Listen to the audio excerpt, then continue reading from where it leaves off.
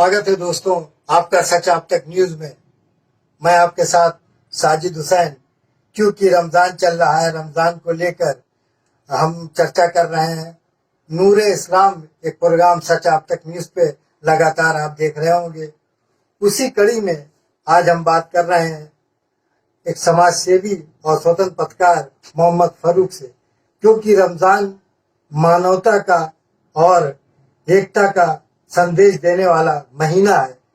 आइए हम मोहम्मद फारूक से ये जाने कि रमजान को लेकर क्या इस्लाम मजहब में, कुरान शरीफ में या मोहम्मद साहब का क्या संदेश हुआ करता था, हम उनसे जानेंगे।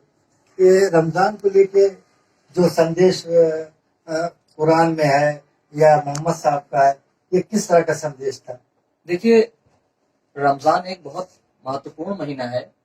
महत्वपूर्ण इस वजह से नहीं है कि रमज़ान में लोग रोज़ा रखते हैं या बहुत इबादत करते हैं। इसकी महत्वपूर्णता का जो विषय है, महत्वपूर्णता की जो वजह है वो ये है कि इस दिन जो है इस्लाम की जो धार्मिक पुस्तक है, जो हमारी किताब है कुरान, वो अवतरित हुई थी। चूँकि कुरान के अवतरित होने की वजह से ये महीना बहुत पाक और साफ हो जाता है। इस महीने की अहमियत बहुत ज़्यादा बढ़ जाती है। तो अल्लाह ताला ने इस महीने में अपने बंदों से वादा किया है कि अपने बंदों को वो इस महीने में एक का 70 गुना देगा। अल्लाह ताला ने ये वादा किया है अपने बंदे से, तुम एक नेकी करोगे, मैं उसके 70 गुना वापस करूंगा। अल्लाह ताला ने एक हदीस में आता है कि एक बंदा है, जब वो अहद करता है कि मैं कोई नेकी करूंगा तो अल्लाह ताला उस नेकी का उसको सवाब दे देता है। लेकिन वहीं दूसरी तरफ जब वो बंदा ये सोचता है कि मैं कोई बुराई करूंगा तो उसके सोचने पर उस बुराई का जो है कोई उसका कोई गुनाह नहीं मिलता जब तक कि वो कोई बुराई कर नहीं देता है।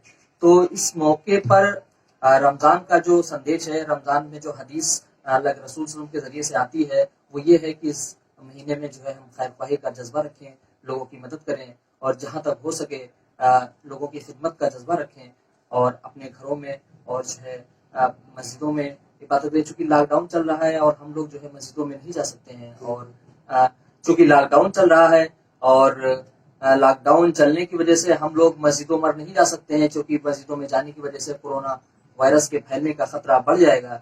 तो मेरा जो संदेश है आवाम से वो ये है कि लोग जो है अपने घरों में रहकर इबादत करें और अल्लाह ताला को राजी करें। सबसे जो अहम चीज़ है, एक का 70 को मिलता ही है। जो अल्लाह के रसूल सल्लल्लाहु अलैहि वसल्लम ने जो आखिरी हज किया था, उसको जो है हजतुल विदा के नाम से जाना जाता है।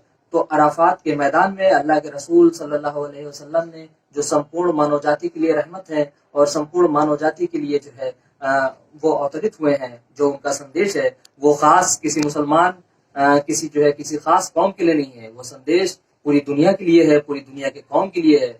हमने ये गलती की कि मोहम्मद रसूलुल्लाह सल्लल्लाहु अलैहि वसल्लम को अपनी बखौती बना ली, लेकिन ऐसा नहीं है। कुरान को भी हमने अपनी पुस्तक मान लिया। कुरान सारे मानवता के लिए आई है। इसी तरीके से रसूल केवल हमारे नहीं है, सारे मानव जगत, सारे मानव जाति के लिए हैं। तो हमको चाहिए कि उनके संदेश को आम करें, चूंकि उनके संदेश में भलाई है और खैर है। तो खुतबा हजतुल विदा में अराफात के मैदान में जो उन्होंने आखिरी भाषण दिया, तो वो दिया था फतेह मक्का के अवसर पर। और फतेह मक्का का जो हमने नाम लिया है, तो थोड़ा सा हम एक बात बता दें कि फतेह मक्का के टाइम पे जो लोगों में गलतफहमियां है कि बहुत खून खराबा हुआ था, तो आपको मैं बताता चलूं कि ये जो फतेह है इसमें खून का एक कतरा नहीं गिरा था। अल्लाह के रसूल सल्लल्लाहु अलैहि वसल्लम ने मक्का को फतेह किया था, उसमें खून का एक कतरा नहीं गिरा था। बगैर अल्लाह ताला की जो फौजें, अल्लाह के रसूल सल्लल्लाहु अलैहि वसल्लम की फौजें जब मक्का में दाखिल हुई तो वहां पर जो जंग हुई, उस जंग में जो है खून नहीं गिरा। लोगों ने सरेंडर कर दिया था और लोगों ने खुद ब खुद मक्का की चाबियां रसूलुल्लाह सल्लल्लाहु अलैहि वसल्लम के हवाले कर दी थी।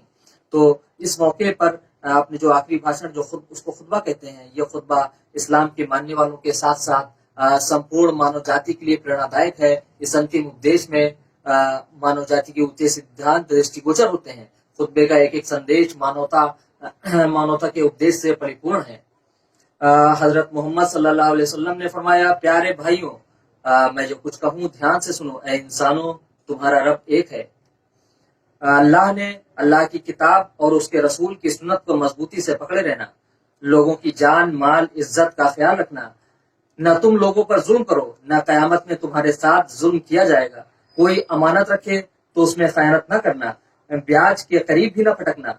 किसी अरबी को किसी अजमी पर, अजमी का मतलब गैर अरबी होता है, پر کوئی بڑائی نہیں ہے، نہ کسی اجمی کو کسی عربی پر، نہ کسی گورے کو کسی کالے پر، نہ کسی کالے کو کسی گورے پر کوئی پرمکتا نہیں ہے۔ پرمکتا اگر کسی کو ہے تو صرف تقوی، دھرم پرائن اور پرہیزگاری اختیار کرنے والے کو ہے، ارتھات رنگ، جاتی، نسل، چھیتر کسی کی بھی سرشٹا بڑائی کا آدھار نہیں ہے۔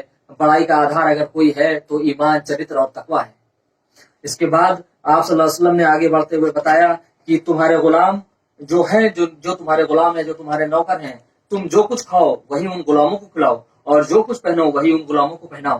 اور اس کے بعد جو آپ نے سندیش دیا، وہ آپ نے کہا کہ جاہلیت کے زمانے میں، جاہلیت کا زمانہ آپ کو بتاتے چلیں اس دور کو کہتے ہیں کہ جب اسلام، اللہ کے رسول صلی اللہ علیہ وسلم کے اعلان نبوت سے پہلے جو ہمارا عرب کا کلچر تھا، عرب کا معاشرہ تھا، وہاں پر جو ہے بہت جاہلیت پھیلی ہوئی تھی۔ جاہلیت کا تو عالم یہ تھا کہ لوگ اپنے چھوٹے چھوٹے بچوں کو زندہ زمین میں گاڑ دیا کرتے تھے۔ اس کے علاوہ وہاں پر جو نظام تھا کہ جو قافلے وہاں نکلتے تھے، قافلوں کو لوٹ پاٹ، قافلوں کے ساتھ لوٹ پاٹ کی جاتی تھی۔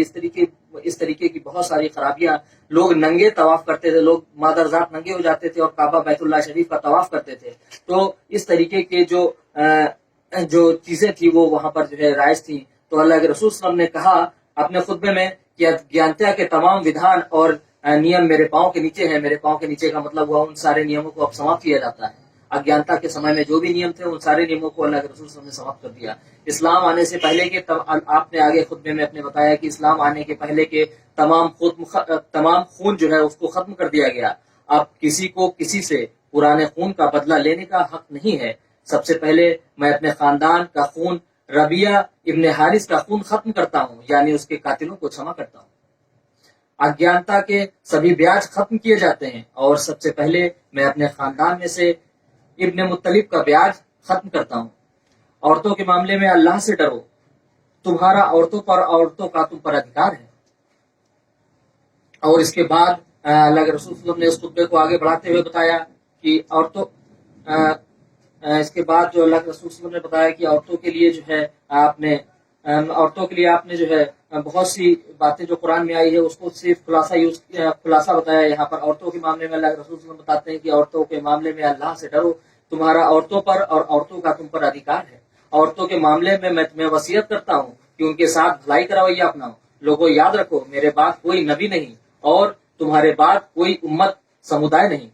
عطا اپنے رب کی عبادت کرتے رہنا، پرتی دن 5 وقت کی نماز پڑھنا، نماز، رمضان کے روزے رکھنا، خوشی خوشی اپنے مال کی زکات دینا، اپنے پالن ہار کے گھر کا حج کرنا اور حاکموں کا آگیا پالن کرنا۔ ایسا کرو گے تو اپنے رب کی جنت میں داخل ہو جاؤ گے۔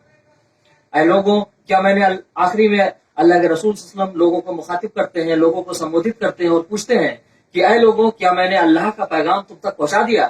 اس کے بعد لوگوں کی بھیڑ ایک ساتھ بول اٹھی، ہاں اے اللہ کے رسول۔ تب اللہ حضرت محمد صلی اللہ علیہ وسلم نے 3 بار کہا، اے اللہ تو گواہ رہنا، اے اللہ تو گواہ رہنا، اے اللہ تو گواہ رہنا۔ اس کے بعد قرآن کی آخری آیت نازل ہوئی، آج میں نے تمہارے لیے ستیہ دھرم کو پورا کر دیا اور تم پر اپنی نعمت کرپا پوری کر دی۔ قرآن کی یہ 5ویں سورت ہے اور 5ویں سورت کی یہ 3ری آیت ہے۔ تو یہ سندیش جو اللہ کے رسول صلی اللہ علیہ وسلم نے اپنے آخری خطبے میں دیا، یہ امت کے نام ایک وصیت ہے، اور اس وصیت کو امت کے ہر فرد کو مضبوطی سے تھامے رہنا چاہیے۔ اگر اس وصیت کو امت کا ہر فرد مضبوطی سے تھامے رہے گا تو وہ کبھی گمراہ نہیں ہوگا، وہ دنیا کے اندر ہمیشہ خیر اور خیر خواہی اور بھلائی کا جذبے کے ساتھ کام کرے گا۔ اور اسی سندیش کے ساتھ ہی میں چاہتا ہوں اور میں عوام کو یہ سندیش دینا چاہتا ہوں کہ اللہ کے رسول صلی اللہ علیہ وسلم کے کم سے کم اس رمضان کے مہینے میں اور آنے والے مہینوں میں یہ عہد کر لے کہ اس خطبے پر پوری طریقے سے عمل کرنا ہے، اور اس خطبے پر آگے چل کے ہمیں یہ ثابت کرنا ہے کہ جو قرآن میں اللہ تعالیٰ نے فرمایا کنتم خیر امتی اخرجت للناس وتؤمنون بالمعروف وتنہون عن المنکر، تم ایک بہترین گروہ ہو جو لوگوں میں سے نکالے گئے ہو اور لوگوں کو بھلائی کا حکم دیتے ہو اور لوگوں کو برائی سے روکتے ہو۔ تو اس قرآن کی آیت کو ہم کو پورا کرنا ہے، اور اسی مقصد کو لے کر ہم دنیا میں آئے ہیں، اور اسی مقصد کے ساتھ ہم کو جو ہے اپنی آخرت کی فکر کرتے ہوئے زندگی گزارنی، اور خاص طور سے رمضان میں ان ساری باتوں کا خیال رکھیں۔ اور انت میں ایک سندیش میں یہ دینا چاہتا ہوں کہ چونکہ اس وقت پورے وشو میں کورونا وائرس کا پرکوپ جاری ہے، کورونا وائرس کا قہر چل رہا ہے، تو میں لوگوں کو یہ سندیش دیتا ہوں کہ سرکار کے دوارا جو گائیڈ لائن جاری کی گئی ہے سوشل ڈسٹینسنگ کا پالن کریں۔ دیکھیے سرکار نے جو چیز بتائی ہے وہ کوئی نئی چیز نہیں ہے۔ آپ دیکھتے ہیں کہ جب کوئی طوفان آتا ہے، جب کوئی آپدا آتی ہے، جب کوئی اس طریقے کا بھوکمپ آتا ہے، تو ہم دیکھتے ہیں کہ سارے چرند پرند، سارے چڑیے اور سارے جو ہے چیزیں لوگ اپنے اپنے گھروں میں چھپ جاتے ہیں، اور جو ہے سارے سب لوگ اپنے اپنے گھروں میں چلے جاتے ہیں. تو آپدا کے سمے میں جو یہ جانا ہوا، یہی تو لاک ڈاؤن ہے. لاک ڈاؤن تو نیچر کا نیم ہے. جب کوئی آپدا آتی ہے تو ہم نیچر کے فطرت کا نیم ہے. تو اس فطرت کے نیم کو فالو کرتے ہوئے جہاں تک ہو سکے ہم لوگ لاک ڈاؤن کا پالن کریں، اور لوگوں سے جو ہے سوشل ڈسٹینسنگ کا پالن کریں. جتنی احتیاط ہو سکتی ہے اتنی احتیاط کریں، اور ساتھ ساتھ اپنے رب سے اپنے گناہوں کی معافی مانگے، جو کہ ہو سکتا ہے اللہ تعالیٰ ہمارے دعاؤں کی بدولت اور دعاؤں کے صدقے میں، اللہ کے رسول صلی اللہ علیہ وسلم کے صدقے میں، اور جو ہمارے اہل بیت ہیں اور جو ہمارے جتنے بھی صحابہ اکرام ہیں، یہ ان لوگوں کی محنتوں کا نتیجہ تھا جو اسلام ہم تک پہنچا. تو ان کے جو ہے صدقے میں یہ مصیبت جو ہے ہم لوگ سے دور کرتے ہیں. تو یہ تھے ہمارے ساتھ سماج سیوی اور سوتنتر پترکار محمد فروخ سعید، جو اسلام کا جو مقصد ہے اور قرآن شریف میں کیا سندیش ہے، محمد صاحب نے کیا سندیش دیا ہے، اور مانوتا کو کس طرح سے پراتھمکتا دی گئی ہے، یہ انہوں نے بتایا. کیمرہ مین روی پانڈے کے ساتھ میں ساجد حسین، سچ اب تک نیوز، ایودھیا.